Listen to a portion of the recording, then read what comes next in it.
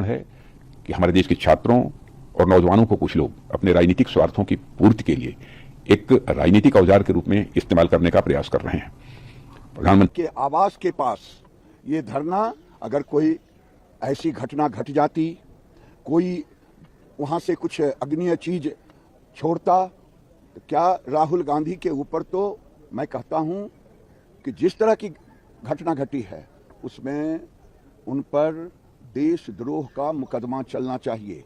विपक्ष का लोकतंत्र के इतिहास में ये काले धब्बे के समान कहलाएगा। ये विपक्ष के नेता के पद की एक गरिमा होती है। देश का युवा उनसे प्रेरणा लेता है। एक तरीका होता है, एक प्रोटोकॉल होता है, गरिमा होती है, जिसके तहत सूचना देकर जब आप जाते हैं कि हम धरना दे रहे हैं, लोग धरना दे रहे हैं। धरना देने की प्रक्रिया सालों सेंसिटिव एरिया है, वहां से राहुल जी से आग्रह कर उन्हें वहां से हट जाने के लिए बोला गया। उनके पास तो सदन का मीडियम है, सदन का माध्यम है, वहां पर आकर अपनी बात पूरे के पूरे देश के समक्ष रखने का। लेकिन क्या करें, ये विपक्ष की भूमिका नहीं निभाना चाहते, ये केवल उपद्रव करना चाहते हैं। व्यवस्था के साथ खिलवाड़ करना है। ये बौखला गए हैं, इनका मानसिक संतुलन खराब हो गया है, इनके पास कोई समाधान का रास्ता नहीं है। पहले दिन से ये व्यवधान पैदा करने वाले लोग हैं। देखिए, ऐसा है कि दिल्ली में जारी विरोध प्रदर्शन यह गंभीर चिंता का विषय है और यह अत्यंत दुर्भाग्यपूर्ण है कि हमारे देश के छात्रों और नौजवानों को कुछ लोग अपने राजनीतिक स्वार्थों की पूर्ति के लिए एक राजनीतिक औजार के रूप में इस्तेमाल करने का प्रयास कर रहे हैं।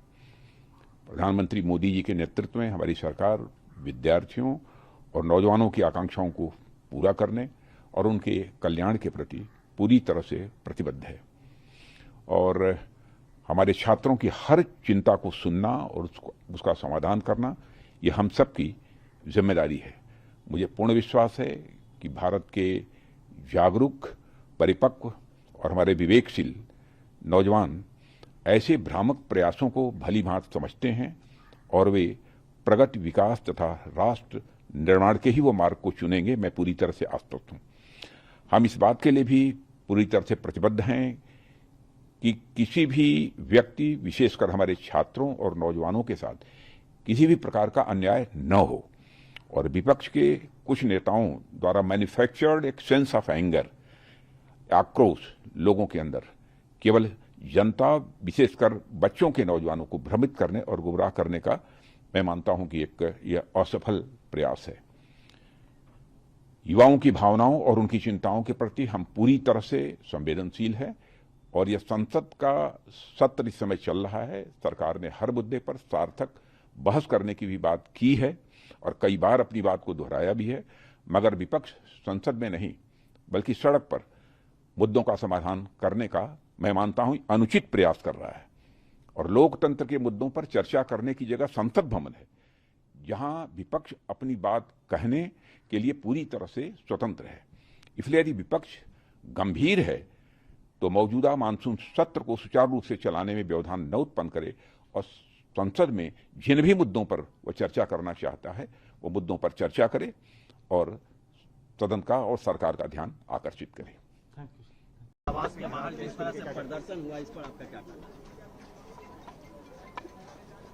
देखिए, राहुल गांधी जी ने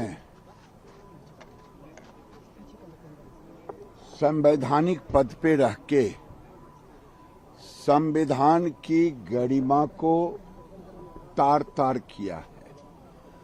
उनका ये आचरण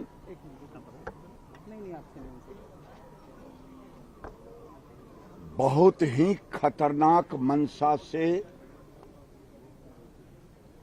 वो भारत में दूसरे देशों का नकल करके यहां उपद्रव कराना चाहते हैं और प्रधानमंत्री के आवास के पास ये धरना, अगर कोई ऐसी घटना घट जाती, कोई वहां से कुछ अग्निय चीज छोड़ता, तो क्या राहुल गांधी के ऊपर, तो मैं कहता हूं कि जिस तरह की घटना घटी है उसमें उन पर देशद्रोह का मुकदमा चलना चाहिए। विपक्ष का नेता होने का मतलब ये नहीं है कि सारे कानून को अपने हाथ में ले लें। लोकतंत्र का मतलब ये नहीं है कि आप पीएम के आवास में घुसने का प्रयास करें और पीएम के आवास के नजदीक अगर वहां पर कोई दुर्घटना घटती तो आज पूरी दुनिया लोकतंत्र पे हंसती। गिरिराज जी, कल्याण सिंह आप लोगों को जाना ही नहीं चाहिए थे वहां पर। ये लोग चाहे ममता बनर्जी हो चाहे राहुल गांधी हो, ये लोग लोकतांत्रिक नहीं हैं। ये लोग अर्बन नक्सल बनते जा रहे हैं और ये अर्बन नक्सल के कारण ही मीडिया पर जिस ढंग से प्रहार हुआ, ये बच्चों के कंधे पर रख करके राजनीति करना चाहते हैं। ये बच्चों के नाम पे राजनीति करना चाहते हैं। विदेशों से आते हैं, देश के अंदर अपने राज्य में चुनाव हारते हैं, जनता भगाती है तो ये मीडिया पर गुस्सा उतारेंगे और ये लोकतंत्र का चीरहरण करेंगे। पुलिस वालों पे भी बहुत हमला किया गया है। लोकतंत्र के इतिहास में ये काले धब्बे के समान कहलाएगा। ये विपक्ष के नेता के पद की एक गरिमा होती है। देश का युवा उनसे प्रेरणा लेता है। एक तरीका होता है, एक प्रोटोकॉल होता है, गरिमा होती है, जिसके तहत सूचना देकर जब आप जाते हैं कि हम धरना दे रहे हैं, लोग धरना दे रहे हैं। धरना देने की प्रक्रिया सैकड़ों सालों से चल रही है, आगे भी चलती रहेगी। लेकिन एक चोरी छुपे से जाके प्रधानमंत्री के घर के बाहर क्या क्या सिद्ध करना चाहते थे राहुल गांधी, विपक्ष के नेता का। और जब प्रधानमंत्री कह चुके हैं कि ये महापाप है, चोरी हजारों साल पहले भी होती थी, चोर कर रहे हैं उनको सजा देना, उनको आइडेंटिफाई करना।